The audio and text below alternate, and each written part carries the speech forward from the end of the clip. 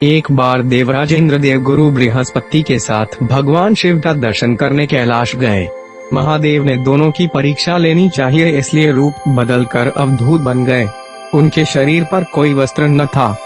उनका शरीर जलती हुई अग्नि के समान धधक रहा था और अत्यंत भयंकर नजर आते थे। अवधूत दोनों के रास्ते में खड़े हो गए। इंद्र ने एक विचित्र पुरुष को रास्ते में खड़े देखा तो चौंके।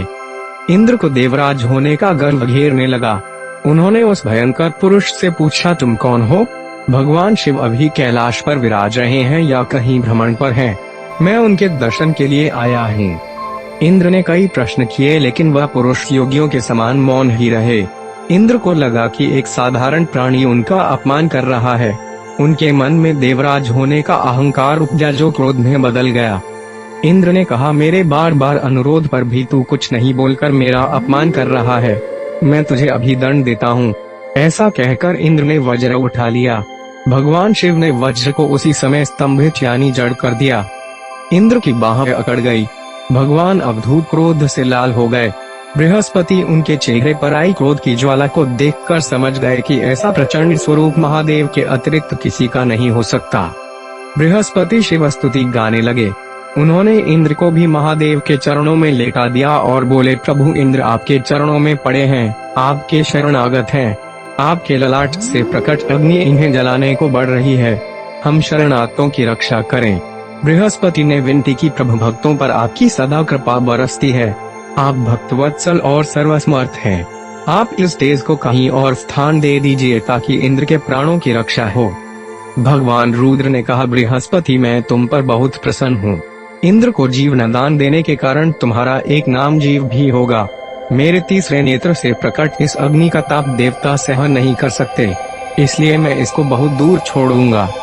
महादेव ने उस तेज को हाथ में धारण कर समुद्र में फेंक दिया। वहां फेंके जाते ही भगवान शिव का वह तेज तत्काल एक बालक के रूप में परिवर्तित हो गया।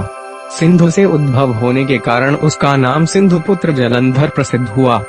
जलंधर जिसका नाम शंखचूड़ भी हुआ, शिव के तेज से उत्पन्न हुआ था, इस कारण परम शक्तियों से संपन्न था। वह देवों से भी ज्यादा शक्तिवान था। वह उस तेज से पैदा हुआ था जो इंद्र को समाप्त करने वाला था, इसलिए असुरों ने उसे अपना राज बनाया। अवधूत रूप में यह लीला करने के बाद महादेव अंतर्धान हो गए। इंद्र के गर्व का भंजन भी हुआ, भगवान के दर्शन भी हो गए। तुलसी से जुड़ी एक कथा बहुत प्रचलित है। श्रीमद् देवी भागवत पुराण में इनके अवतरण की दिव्य लीला कथा भी बनाई गई है। एक बार शिव ने अपने तेज को समुद्र में फेंक दिया था। उससे एक महातेजस्वी बालक ने जन्म लिया। यह बालक आगे चलकर जालंधर के नाम से पराक्रमी दैत्य राजा बना। इसकी राजधानी का नाम जालंधर नगरी था। दैत्यराज कालनेमी की कन्या वृंदा का विवाह जालंधर से हुआ। जालंधर महाराक्षस था। अपनी सत्ता के मद में चूर उसने माता लक्ष्मी को पाने की कामना से युद्ध किया, परंतु समुद्र से ही उत्पन्न होने के कारण माता लक्ष्मी ने उसे अपने भाई के रूप में स्वीकार किया। वहां से पराजित होकर वह देवी पार्वती को पाने की लालसा से कैलाश पर्वत पर गया।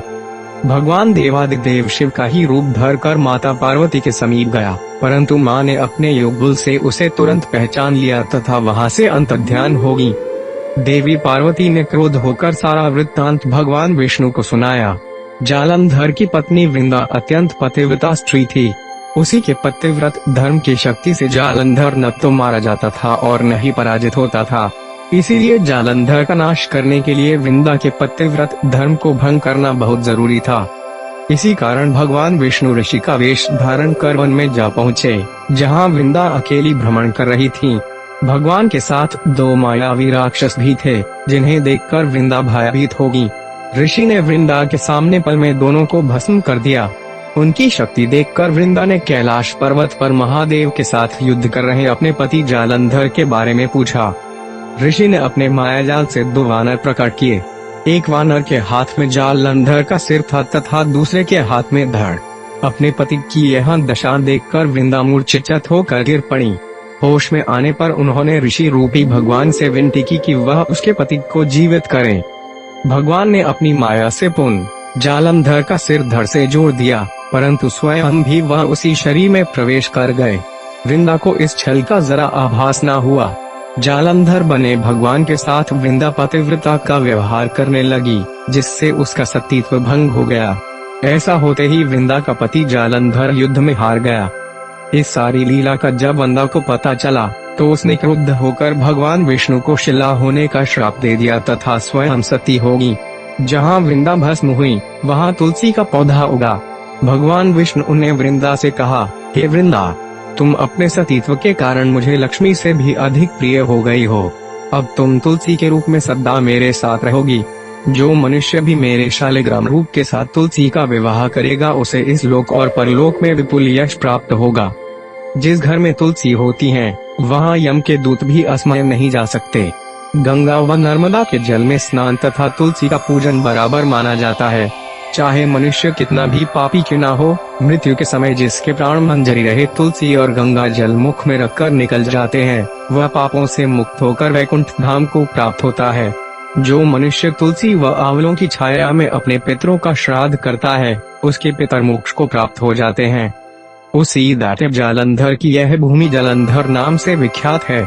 सती वृंदा का मंदिर मोहला कोट कृष्णचंद में स्थित है। कहते हैं इस स्थान पर एक प्राचीन गुफा थी जो सीधी हरिद्वार तक जाती थी।